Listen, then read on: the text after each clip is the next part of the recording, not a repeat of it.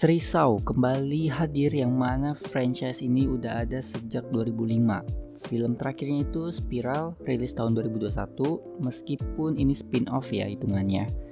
Namun secara keseluruhan sudah ada 10 film Saw, makanya judulnya kali ini Saw X atau Saw 10 dalam angka Romawi. Saw 10 ini kembali menceritakan John Kramer yang mengidap kanker otak dan mencari cara untuk sembuh. Akhirnya ketemulah nih dia sama dokter yang katanya bisa sembuhkan dengan metode tertentu. Tapi ternyata mereka ini semua penipu. Sebenarnya secara premis nggak jauh beda ya sama kayak film terdahulunya. Masih tentang orang yang punya kesalahan dan harus ditebus dengan cara disiksa. Untuk melihat apakah ada semangat hidup dalam dirinya atau enggak.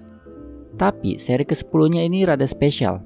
Selama ini kita dikasih lihat sosok John Kramer yang sadistik, suka nyiksa orang. Tapi di film ini lebih diliatin sosok John yang lebih rapuh.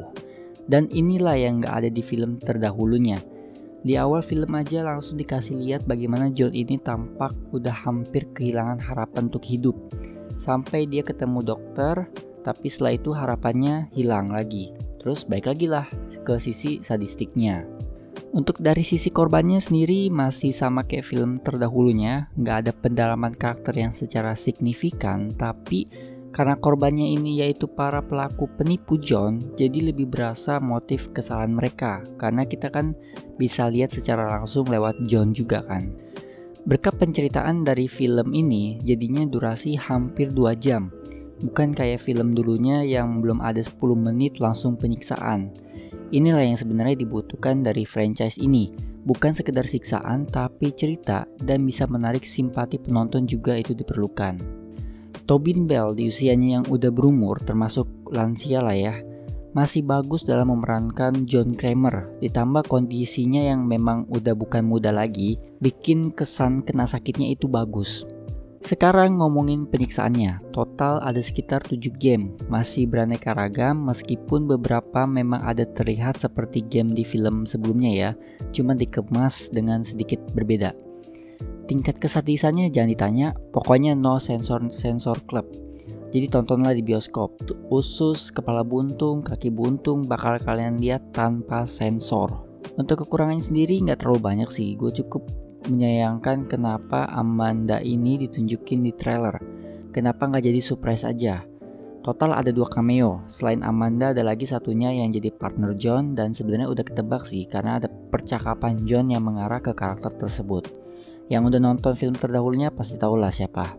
Lalu soal timeline ya.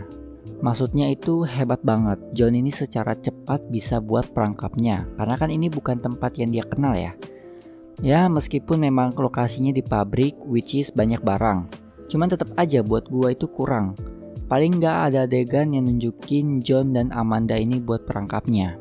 Kesimpulannya Saw X menjadi seri terbaik setelah film pertamanya, tapi dari sisi penceritaan Saw X masih lebih baik karena yang gua jelasin tadi itu.